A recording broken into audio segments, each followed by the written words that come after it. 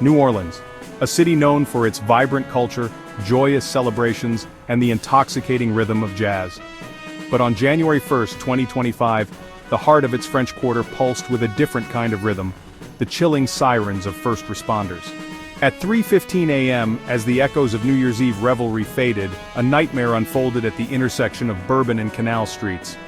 A rented Ford pickup truck became a weapon of terror, plowing into the unsuspecting crowd. The joyous atmosphere transformed into a scene of chaos and carnage. The air, thick with the smell of gunpowder and the screams of the injured, painted a horrifying picture.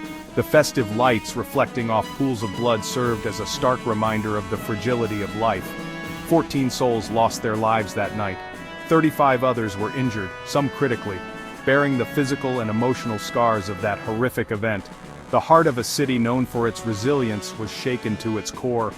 The attack sent shockwaves far beyond the bustling streets of New Orleans.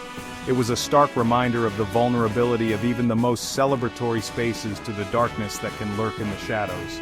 As investigators began piecing together the events of that tragic morning, a clearer picture of the perpetrator and his motives began to emerge. The man behind the wheel of the Ford pickup was identified as 42-year-old Shamsuddin Jabbar. A US-born citizen from Texas, Jabbar was a study in contradictions. He was an Army veteran, having served his country, yet he chose to unleash terror on his own soil. He built a life as a real estate business owner, a seemingly ordinary existence masking a sinister secret. He had pledged allegiance to the Islamic State of Iraq and Syria, ISIS, just months before the attack. Jabbar's descent into radicalization remained a mystery, even to those closest to him. His family, shocked and devastated by his actions, expressed their deepest condolences to the victims and their families. They grappled with the horrifying realization that the man they knew was capable of such unspeakable violence. Jabbar's path to radicalization, while still under investigation, painted a chilling picture of the insidious nature of extremism. It underscored the reality that the threat of terrorism can emerge from within, lurking in the shadows of seemingly ordinary lives. His transformation served as a grim reminder of the ongoing battle against radicalization and the urgent need to understand and address the factors that contribute to it. As the investigation into the attack unfolded, a sense of anger and frustration began to simmer beneath the grief and shock.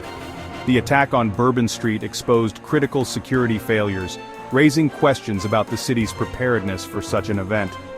New Orleans, having invested in 700-pound steel Archer vehicle barriers, failed to deploy them on Bourbon Street on New Year's Eve. Why were these barriers, specifically designed to prevent such tragedies, absent on one of the busiest nights of the year? Adding to the city's vulnerability, bollards installed after the 2016 Nice attack, another tragic incident involving a vehicle ramming into a crowd, were in the process of being replaced due to malfunctions. A 2019 report by Interfor International had already warned the city about the faulty bollard system. The temporary barriers and vehicles installed for New Year's Eve proved woefully inadequate, failing to prevent the tragedy. The city's failure to implement its own security measures sparked outrage and demands for accountability. It underscored the tragic consequences of complacency and the urgent need for cities across the globe to reevaluate and strengthen their security protocols in an increasingly uncertain world. In the wake of the attack, the community of New Orleans, renowned for its resilience and spirit, came together to mourn the victims and support their families. Among the 14 lives lost were individuals from all walks of life, each leaving behind a void in the hearts of those who loved them. Tiger Beck, the former athlete who had captured the city's spirit with his talent and drive. Nicole Perez, the dedicated manager at Kimmy's Deli in Metairie, known for her infectious smile and kind heart. Nikira Dado, a Mississippi teenager full of life and promise whose journey was tragically cut short. These were just a few of the faces of the tragedy, each representing a life filled with dreams, aspirations, and connections that were abruptly severed. Their stories served as a poignant reminder of the human cost of hatred and violence, a cost that extended far beyond the initial moment of impact. As New Orleans began the long and arduous process of healing, the city refused to be defined by this tragedy.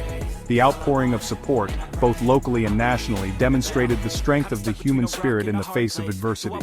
The investigation continued, aiming to uncover all the details of the attack and bring those responsible to justice. And as the city mourned its losses, it also resolved to learn from its mistakes, vowing to emerge from the ashes of tragedy stronger and more united than ever before.